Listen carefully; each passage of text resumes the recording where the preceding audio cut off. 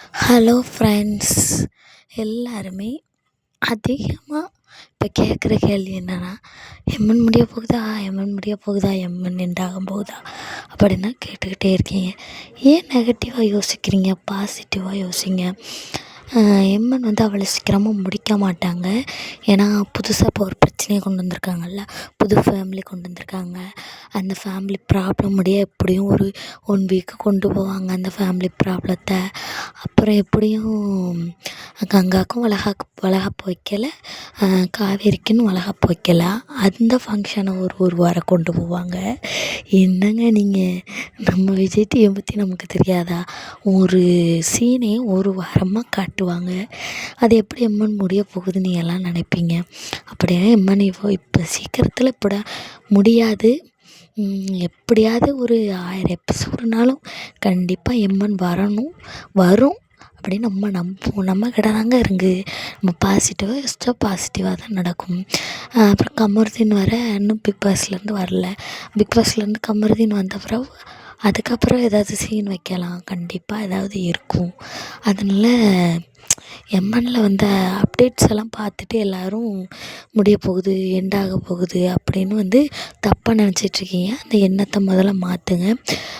முக்கியமாக எல்லாருமே டிவி பாருங்கள். டிவி அதிகமாக நம்ம பார்க்கும்போது தான் மகாநதியோட ஒரு டிஆர்பி ஏறும். அதனால் டிவி அதிகமாக பாருங்கள், சப்போர்ட் பண்ணுங்கள், நல்லா சப்போர்ட் பண்ணுங்கள். ஏன்னா எவ்வளவோ நம்மளோட வீக்கா ஃபேன்ஸுக்கு எவ்வளவோ நெகட்டிவ் கமெண்ட்ஸ் கொடுக்குறாங்க. நெகட்டிவ் வைப்ஸ் தான் நிறைய இருக்குது. ஏன்னா பொறாமை, வீக்கா ஃபேன்ஸ் அதிகமாக இருக்கும் அப்படின்னு ஒரு பொறாமை. எந்த சீரியலுக்குமே அவ்வளோ ஃபேன்ஸ் கிடையாது. நம்ம எம்என் சீரியலுக்கு அவ்வளோ ஃபேன்ஸு. அதனால் எல்லாருக்கும் பொறாமையில் அப்படியே பொங்கி வழியிறாங்க. அதெல்லாம் நம்ம தட்டி விட்டுட்டு போய்கிட்டே இருக்கணும். அப்படி எல்லோரும் பொங்கி வழியிற நேரத்தில் எம்என் முடிய போகுதான்னு நீங்கள்லாம் கேள்வி கேட்டால் என்னங்க அர்த்தம்? அப்படியெல்லாம் எம்என் சீக்கிரமாக முடிக்க மாட்டாங்க. எபிசோடில் விகா சீன் ரொம்ப ரொம்ப எனக்கு பிடிச்சிருந்துச்சு. ஏன்னா என்னென்னா, என் பையன்தான், நான் வைக்கிற பாட்டுக்கு தான் ஆடுவான் அப்படிங்கிற மாதிரி காவேரி சொன்ன மாதிரியும், விஜய் மெலடி சாங் வச்சா ஏன் பிள்ளை டான்ஸ் ஆட மாட்டேங்குது அப்படின்னு வருத்தப்படுற மாதிரியும் காட்டியிருந்தாங்க. ரொம்ப க்யூட்டாக இருந்துச்சு. இன்னும் பரபரப்பாக எவ்வளவோ நடக்க இருக்குது. பொறுத்திருந்து பார்ப்போம். நிறைய திருப்பங்களை கொண்டு வருவாங்க. நம்ம நினைக்காத நேரத்தில் நமக்கு நல்லதும் நடக்கலாம், கெட்டதும் நடக்கலாம். எதுவாக இருந்தாலும் நம்ம சமாளிச்சுட்டு போய்கிட்டே இருப்போம்.